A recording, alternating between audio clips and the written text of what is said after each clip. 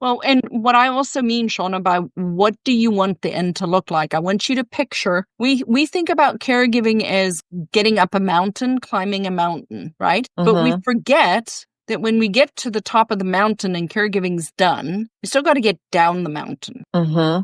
right? That's what I mean. What do you want this to look like? What do you want your marriage to look like by the end of this? What do you want your own health to look like? Your relationship with your children, your grandchildren? It's not just caregiving. It Mm-hmm. is your Mm-hmm. entire life.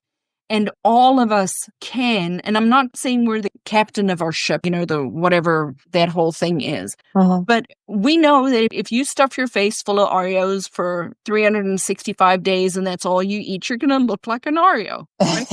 There, there's a there's a direct correlation, My right? husband If said, but if you'll be if happy. all we ever think about caregiving is how hard this is one of the biggest things like I have really recognized is that one of the reasons these huge big Facebook groups are so toxic, and when I read this book Chatter, it made so much sense to me, is because when we go out and we talk about like the stuff, right? This is one of the reasons some counseling doesn't work, is because if all we're doing is rehashing and saying how hard things are or what we've experienced and emotionally, but we do not actually solve the problem, Mm-hmm.